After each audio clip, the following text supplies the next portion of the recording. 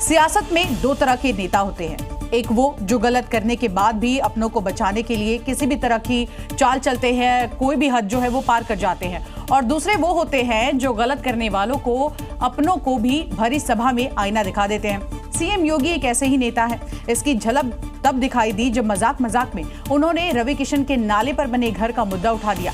योगी का ये बयान सुनकर महफिल में ठहाके खूब लगे, लेकिन सभी को एक मैसेज भी मिल गया, खास कोई कितना भी हो, गलत किया है तो बख्शा नहीं जाएगा। और अब योगी का रिमोट रेड हो गया है, बस बटन दबाने की देरी है। अब चहेते सांसद रवि किशन का नाले पर बना घर मिट्टी में मिलेगा, क्योंकि गोरखपुर के रामगढ़ ताल में बने रवि किशन के घर की पूरी रिपोर्ट योगी के टेबल पर पहुंच चुकी है। जब बड़े कोई नाला को बनाना होता है तो उस नाले में पहले से लोग फंसे होते हैं।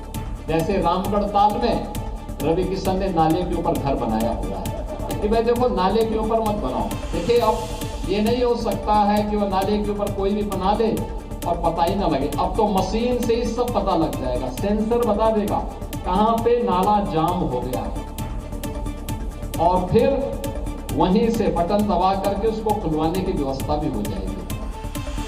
योगी का अंदाज भले ही मजाकिया रहा हो, लेकिन संदेश बेहद भारी था। भाई देखो, नाले के ऊपर घर मत बनाओ, अगर जल जमाव हुआ तो कार्रवाई होगी, फिर चाहे वोटर हो या खुद सांसद जी। वहीं सीएम योगी के इस बयान के बाद नाले पर घर बनाने को लेकर रवि किशन ने क्या कुछ कहा है, अब आपको वो भी सुनवाते हैं। कुछ नहीं, महाराज जी का प्रेम बा हो, बहुत आनंद है। जैसे महाराज जी कहीं पाताल में घर बा, पाताल में घर बा, उनकर जहाँ मन हुई, बाकी सब उनकर आनंद बांटे। और इतना मार गर्मी हो रहा है, अपोजिशन वहाँ सदन चलने नहीं दे रहा, थोड़ा बहुत हंसी ठिठोली भी होना चाहिए, एक का जीवन बाहो। उपराष्ट्रपति जगदीप धनखड़ के इस्तीफे के बाद रिक्त पद पर चुनाव की प्रक्रिया और तेज हो गई है, तो वहीं दूसरी तरफ आपको बता दें उपराष्ट्रपति की रेस में कई नाम चर्चा में है, जिनमें बिहार और दलित फैक्टर की सबसे ज्यादा चर्चा है। इस बीच जेपी नड्डा ने केंद्रीय मंत्री रामनाथ ठाकुर से मुलाकात करके अटकलों का बाजार गर्म कर दिया है, जिसके बाद चर्चा में रामनाथ का नाम सबसे ऊपर है। वो भारत रत्न कर्पूरी ठाकुर के बेटे हैं, जेडीयू से सांसद, मौजूदा केंद्रीय मंत्री, नीतीश सरकार में भी मंत्री रह चुके हैं।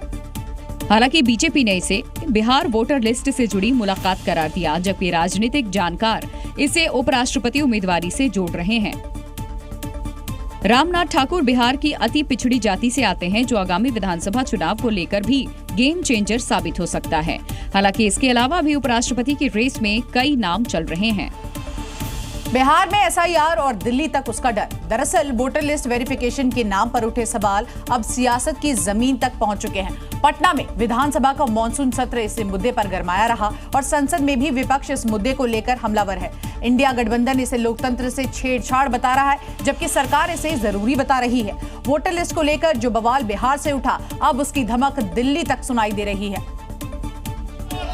तस्वीरें पटना विधानसभा के बाहर की है, जहां सियासत सड़कों पर उतर आई।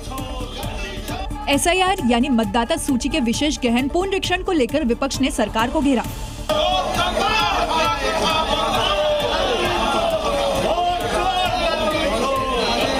विधानसभा का मॉनसून सत्र जैसे जैसे आगे बढ़ा, विपक्ष के तेवर और आक्रामक होते जा रहे हैं। तेजस्वी यादव ने दावा किया कि जब बेईमानी करना है तो हम लोग इस पे विचार कर सकते हैं बॉयकॉट करने का चुनाव। और ये दिल्ली है, जहां संसद भवन के बाहर विपक्ष के सांसदों की भीड़, जिसकी अगुवाई कांग्रेस सांसद सोनिया गांधी करती दिखी।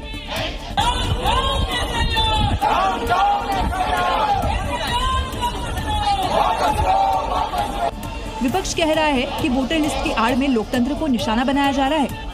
And whenever we want to speak, whenever the opposition leaders want to speak, they are not allowed to speak. We have been asking for discussions. They should agree. Bihar विधानसभा में विपक्ष और सत्ता पक्ष के बीच जुबानी जंग ने राजनीतिक तापमान को और बढ़ा दिया है। नेता प्रतिपक्ष तेजस्वी यादव और डिप्टी सीएम सम्राट चौधरी के बीच तीखी नोकझोंक हुई। जिसका बाप जो है अपराधी हो बिहार का, वो क्या बोलेगा?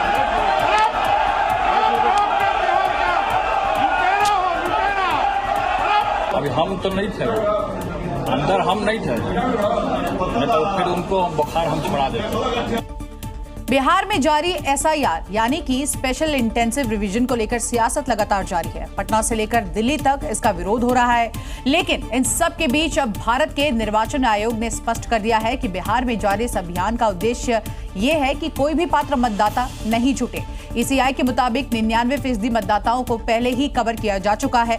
अभी तक 81 लाख के तकरीबन, आपको बता दें, मृत मतदाताओं के नामों की सूची मिली है। साथ ही 31.5 लाख मतदाताओं के नामों की सूचना दी गई है जो स्थायी रूप से पलायन कर गए हैं। इसी के साथ साथ बीएलओ बीएलए ने यह भी पाया कि 7 लाख मतदाता एक से अधिक स्थानों पर पंजीकृत है। स्थानीय बीएलओ के अनुसार 1 लाख मतदाताओं का पता अब तक नहीं चल पाया है। डोर टू डोर दौरे के बावजूद 7 लाख से कम मतदाताओं के फॉर्म अभी भी प्राप्त नहीं किए गए हैं। तो वहीं आपको बता दें, लगभग 7.5 करोड़ मतदाताओं के फॉर्म जो है वो मिल चुके हैं, डिजिटल किए गए हैं, जो कि कुल मतदाताओं के 91% से ज्यादा है। इन सभी मतदाताओं के नाम ड्राफ्ट मतदाता सूची में शामिल किए जाएंगे।